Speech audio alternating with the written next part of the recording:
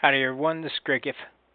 So we got a interesting mission going for us today. We're going to send up a crew past the Kármán line. Is hopefully our goal. We should go past that quite a bit actually. In testing this rocket was able to go up to 480 kilometers straight up. So this is a RD101 rocket that I built. So basically we just have the two tanks, then there is a decoupler, parachutes, and then the conics cockpit. So in looking at the two cockpits, the X1 cockpit is rated for 9 meters per second. This one's 12, G tolerance 100, G tolerance 100, and I think the skins are the same. So a little bit more impact resistance. The mass is the same. So I think everything else 2 kilowatts.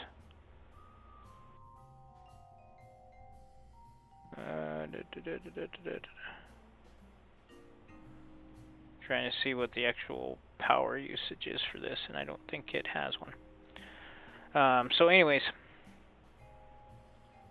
so I went with the conic cockpit.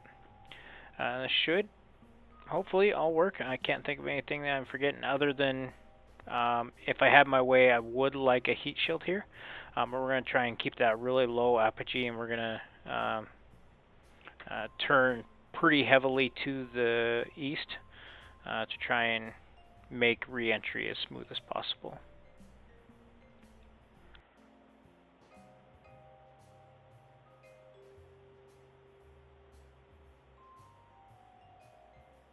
With that said, everything's ready on the launch pad. We should have Jebediah is in the cockpit. Let's go ahead and we'll make it morning as well, so it's a little bit easier to see. A little bit farther on that time warp. Let's at least get some shadows going here. Whoa, that was a little too far. I guess we're going for evening now. Let's go ahead and launch it though.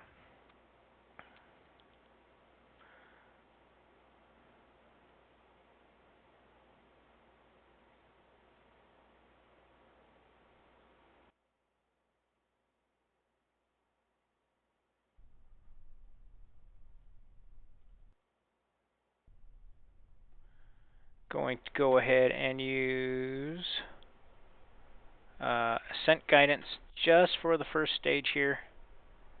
So here we go, engage autopilot, and that'll allow us to decouple when the engine is ready.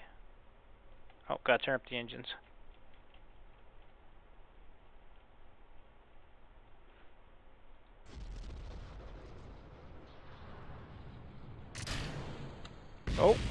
Oh, that didn't go right. Okay, let's try reverting that. Was that a bug? Shouldn't have decoupled till it had thrust.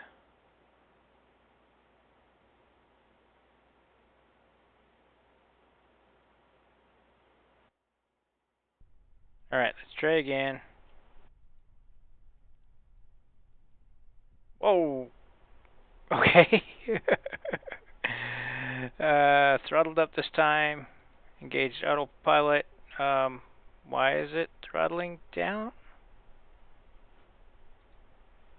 Okay. Well, we'll do it by hand. I'm not sure why that's doing what it's doing. I've never had that before. Okay, so let's activate engine. And there we go.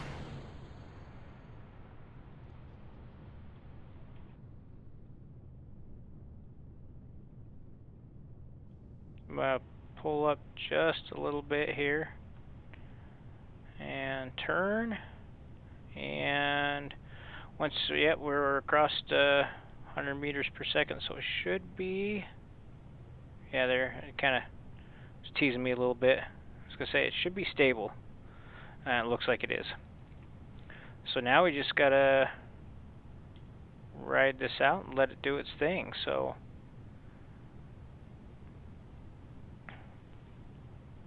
not. Let's try going, whoa, like that.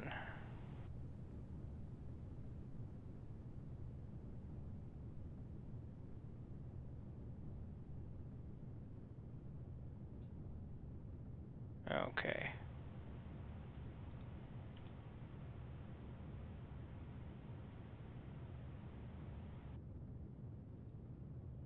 Okay, there we go. Crossing the Kármán line on our Apple West height, so we're good now. So now we just gotta make this as stable a ride as possible for Jeb. And I forgot to check my staging. Whoop. Let's go to the other vessel there. Grab his crew report. Oh, it does come with comms on it. That's good.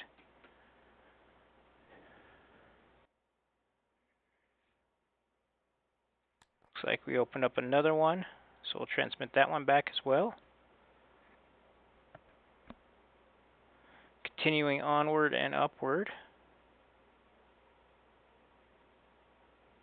Let's go ahead and arm the parachute.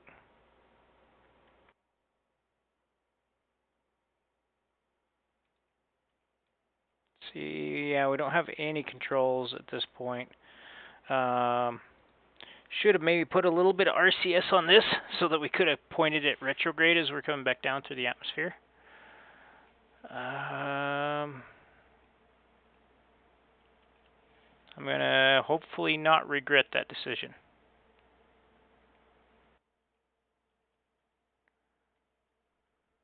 All right.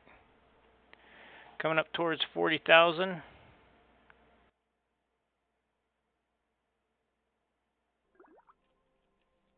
Ooh, EVA. At this time, I'm not going to do that. Because we are not going to be up here very long. Man, that's a lot of science, though. We can do it again, and I'll. Jeb's got enough on his plate right now to have him jumping out. Speaking of enough on his plate, Yuri, two people, really famous people. Yuri, I'm going to mispronounce his name, Gagarin.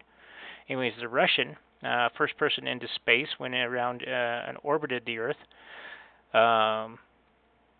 And they actually did a documentary on his life, and I'll try and make sure I get that in the description under the Learn More section. And then Alan Shepard was the American that was second, I believe, maybe third into space.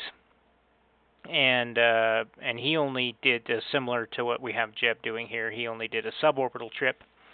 But Alan Shepard did actually do manual controls on his vessel in space and tested being able to work controls with weightlessness, whereas Yuri's capsule was quite small and quite cramped. And so basically he just went into orbit and the computers brought him back to home, as far as I understand. So we're kind of pointed down here, so I'm hoping that as we now have re-entered the atmosphere, we're on the Earth side of the Kármán line now, we'll start rocking back and forth against our prograde. Or, no, it looks like we might end up pointed downward with the conic shape here. So that's a very aerodynamic shape. I'm hoping that doesn't come back to bite us.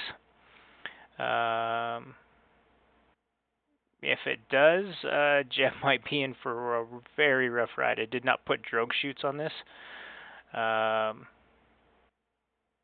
And so that could be a problem. Yeah, well, it looks like we're pointing prograde here. So when those chutes go off, we're going to get a very high G hit. Well, Jeb's quite the pilot. I'm hoping that Everything. Oh yeah, 15 Gs. Oh, yeah. Oh, lost consciousness. Hopefully the medic team can bring him back to consciousness, and everybody will be right there for him. Yeah.